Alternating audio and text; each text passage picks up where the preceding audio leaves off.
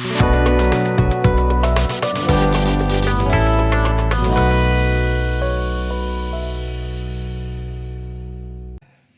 वालेकुम दोस्तों, मैं हूं मोहम्मद हुसैन अब्बास और आप देख रहे हैं एसएच नॉलेज। दोस्तों, अल्लाह पाक की तरफ से इनायत करदा बहुत सी नेमतों में से जहानत है। ये अल्लाह पाक की बहुत बड़ी नेमत है। अगर आपके पास जहानत है तो आपको अल्लाह ताला का बेशुमार शुक्र अदा करना चाहिए, क्योंकि हर इंसान इस खूबी से मुस्तफीद नहीं होता। कुछ लोग ऐसे होते हैं जिनके अंदर सीखने का कैलिबर कम होता है, उनको बहुत ज्यादा मेहनत करनी पड़ती है। कुछ लोगों को अल्लाह ताला की तरफ से अता करदा जहानत की बेस पे थोड़ी बहुत अंडरस्टैंडिंग के साथ वो चीजें समझ आते हैं। तो जहानत अल्लाह पाक की बहुत बड़ी नेमत है, लेकिन जहानत को अगर हम मेहनत से कंपेयर करें तो जहानत जो है वो बगैर मेहनत के यूजलेस हो जाती है। एक आम इंसान जिसका सीखने का कैलिबर बहुत कम है, अगर वो मेहनत करता है तो वो वक्त के साथ साथ अपने अंदर बेहतरी लेके आता है, अपने सोचने की सलाहियत, अपने सीखने की सलाहियत। तो उसकी जो मेहनत है उसका असर उसकी शख्सियत के अंदर भी नजर आता है। अपने हर आने वाले दिन को पहले दिन से बेहतर बनाएं, एक नई बात सोचें, एक नया प्लान करें, उसको एग्जीक्यूट करें, उसके लिए जो भी इक़दामात हैं उनको स्टडी करें, उनको लर्न करें, उनके लिए अपने स्किल्स को डेवलप करें। एक चीज, एक एक्शन, आपका लिया हुआ एक कदम, आपका लिया हुआ एक प्लान, जो आप मेहनत करते हैं उसका जो रिवॉर्ड मिलता है तो आपको बेपनाह खुशी होती है। तो कोशिश करनी चाहिए कि मेहनत करके, कुछ सीख के, दूसरों को सिखाकर हम एक एजुकेटेड माहौल बना सकते हैं, हम एक तरह का सीखने वाला माहौल बना सकते हैं। और ये एक ऐसी चीज है जिसको हम जितना ज्यादा खर्च करते जाएंगे ये उतनी ज्यादा बढ़ती जाएगी। तो मुख्तसर बात ये है कि अगर आपके पास मेहनत है तो आप बहुत कुछ हासिल कर सकते हैं, लेकिन अगर आपके पास जहानत है और मेहनत नहीं है तो आपकी प्रोग्रेस भी लिमिटेड हो जाएगी। कि जितना आप जानते होंगे, जितना आप समझते होंगे, सिर्फ आप उतना ही ग्रो कर पाएंगे। और आपका मेन मोटिव ये होना चाहिए कि ये सिर्फ मैं अपने लिए नहीं कर रहा हूं, बल्कि जो मेरे फेलो बीइंग्स हैं, इस मुआशरे में रहने वाले मेरे जो दूसरे दोस्त हैं, उनको भी मैंने साथ लेके चलना है। तो ये एक मुनज़्ज़म और भाईचारे वाला माहौल बनाता है और एक मुआशरे को एक कामयाब मुस्लिम मुआशरा भी बनाता है। Friends, we were talking about demonstrative adjective in our last lecture, and today we will discuss about interrogative adjective. When we define interrogative adjective, we see interrogative adjective is composed of two words. Number one is interrogative and number two is adjective. So if we define both things separately, we know that adjective is a word that qualifies a noun. Adjective is a word that modifies a noun. Adjective is a word that describes something more about the noun. So एक noun के बारे में, उसका colour, उसका size, उसकी shape, उसका structure, उसकी कोई ना कोई खूबी जो है वो हमें किससे पता चलती है? एडजेक्टिव से पता चलती है। And the word interrogative mean to ask something, ये कुछ पूछा जा रहा है, कोई सवाल किया जा रहा है। सो अगर हम इन दोनों को कंबाइन कर देते हैं, interrogative adjective, it means an adjective that asks the question about the noun, जो नाउन के बारे में पूछेगा, कौन सा नाउन, कैसा नाउन, किसका नाउन। सो उस नाउन के हवाले से हमें क्वालिफाई करेगा, लेकिन क्वेश्चन फॉर्म के अंदर हमें क्वालिफाई करेगा। So first of all we will define interrogative adjective. So interrogative adjective functions as an adjective, वो एडजेक्टिव का ही फंक्शन प्ले करेगा, एक सेंटेंस में एडजेक्टिव का ही काम करेगा। Asks for information about the noun, कि उस नाउन के बारे में जो मिसिंग इंफॉर्मेशन है उसके बारे में हमसे क्वेश्चन करेगा। इट मॉडिफाइज, जिस नाउन को ये क्वालिफाई कर रहा है। हम इसको सिंपल बनाते हैं with an example. Which park do you go? Here you can see the word park is a noun, it is a common noun. Do you go, this is present indefinite tense. Now here the word which, इसका मतलब है कौन सा, क्योंकि एक question form के अंदर आपसे पूछा जा रहा है। And which is qualifying the noun park. So इसका मतलब ये है कि पार्क कौन सा, उसका नाम क्या है, उसकी क्वालिटी क्या है, उसकी फेम की कोई वजह हो सकती है। द क्वालिटी और the characteristics of the park is being described in the form of a question. एक सवाल पूछा जा रहा है उस नाउन के बारे में कि वो कौन सा पार्क है जिसकी बात हो रही है। व्हिच पार्क डू यू गो, कि आप कौन से पार्क में जाते हैं। In this example you can C whose car is this, whose is qualifying the noun car is a common noun. So whose एक इंटरोगेटिव एडजेक्टिव है जो कि पूछ रहा है कि किसकी कार, तो ये आपको नाउन के बारे में, कुछ इंफॉर्मेशन के बारे में क्वेश्चन कर रहा है। सो इज दिस, के ये गाड़ी किसकी है, तो whose एक वर्ड है जो कि कार के साथ है, एक नाउन के साथ आया है, और उसकी मलकियत के बारे में पूछ रहा है, उसके बारे में मजीद इंफॉर्मेशन के बारे में जानना चाहता है। So this is the word that is interrogating the quality of the car.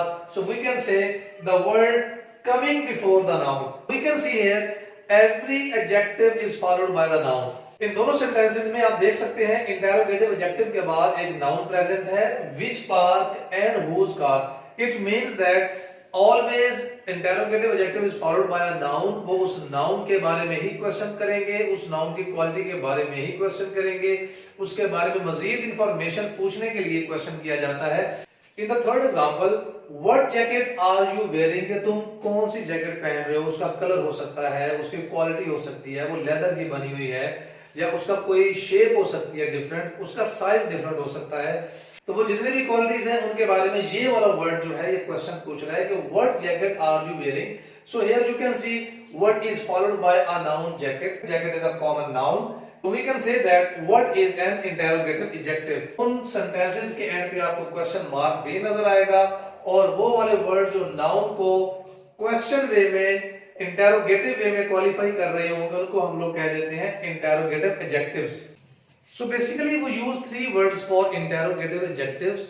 वो वर्ड्स जो एक क्वालिटी के बारे में क्वेश्चन करते हैं, एक क्वांटिटी के बारे में क्वेश्चन करते हैं, एक नाउन से रेलेवेंट इंफॉर्मेशन के बारे में क्वेश्चन करते हैं, उन तमाम वर्ड्स को हम लोग इंटेरोगेटिव एडजेक्टिव्स कहते हैं। And basically what, which and whose, these three words we use for interrogative adjectives. Now we will further elaborate them with the help of some examples. Here you can see we have written some examples. Which pen do you have? तुम्हारे पास कौन सा pen है? So here the word which is asking question about the pen. About the pen से मुराद ये है pen की quality हो सकती है, वो एक्सपेंसिव है, वो ग्रीन है, उसका कलर क्या है, उसकी साइज क्या है, उसकी साफ्ट क्या है। सो पेन की कैरेक्टरिस्टिक्स के बारे में जो वर्ड क्वेश्चन कर रहा है वो आपका इंटेरोगेटिव एडजेक्टिव है, and that is which. In the second example, whose files are lying on the table. The word whose is asking question about the files, कि whose files वो किस person से belong करती हैं, वो किसकी files हैं। So here the interrogative adjective is whose. In third example, which table do you like to buy, तुम कौन सा टेबल खरीदना पसंद करते हो। Here the word which is asking question about the noun table, so which is an interrogative adjective. In the fourth example, what size do you prefer for your shirt? What size, here the interrogative adjective is word asking question about size. So these three are interrogative adjectives, and they ask questions about the noun. They ask information about the noun, के noun के बारे में जो missing information है वो क्या है। Now here we have to understand one point. Here the word whose can be written in two ways. So we can write the word whose in two ways, WHOSE and WHO'S.